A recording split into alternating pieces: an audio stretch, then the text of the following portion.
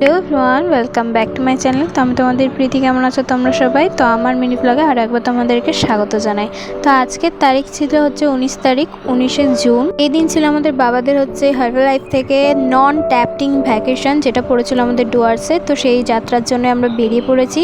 এখানে আমি, মা, ভাই আর বাবা চারজনে যাচ্ছি, আর ওদিক থেকে আরও অনেকে আসছে। কারা আসছে অবশ্যই দেখাবো। তো যেতে যেতে হালকা কানে গান শুনতে শুনতে হেডফোনে চলে গিয়েছিলাম একদম হচ্ছে বহরমপুর খাগড়া স্টেশন। তো ওখান থেকেই ছিল আমাদের ট্রেন। তো তার আগে লাগেজ নিয়ে আমরা ঝটপট গিয়েছিলাম স্টেশনের ওদিকে। তারপর আমাদের রিজার্ভেশন করা ছিল টিকিট। তো তারপরে খেয়ে নিয়েছিলাম হচ্ছে যে কি ফ্রেশ, আর বেশ ভালো লাগছিল, একটা আলাদাই এনজয়মেন্ট ছিল। কারণ ডুয়ার্স কালিম্পং ওই সাইডে যাইনি, কিছুদিন আগে তোমরা দেখেছো আমি দার্জিলিং গিয়েছিলাম। তো তারপরে হচ্ছে ট্রেনের অ্যানাউন্সমেন্ট হয়, অ্যান্ড দেন আমরা যাই 3 নম্বর প্ল্যাটফর্ম, যেখান থেকে আমাদের ট্রেন। তো তারপরে ওভারব্রিজ ক্রসিং করে আমরা পৌঁছাই, আর দেন আমাদের ট্রেন আসে তিস্তা তোরসা এক্সপ্রেস। এইটাতে আমরা রিজার্ভেশন ছিল এসিতে, আমাদের ছিল কামরা B2।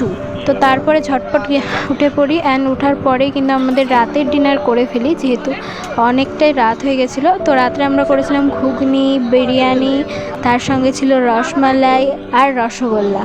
প্রত্যেকটা খাবারই কিন্তু টেস্টি ছিল। এইভাবে আমরা ডিনারটা কমপ্লিট করি। এসি কামরা ছিল, সেজন্য প্রচুর ঠান্ডা লাগছিল। তো ভালো করে চাদর মুড়ি দিয়ে আমরা ঘুমিয়েছিলাম। তো ঘুমটা মোটামুটি ভালো হয়েছে, কারণ মাঝরাতে উঠতে হয়েছিল আমাদের 4টে নাগাদ। তো এই যে ঘুমানোও সারা, আবার ওঠাও সারা। উঠতে উঠতে কিন্তু আমরা 4টে নাগাদ আমরা নেমে পড়ি ভোরে।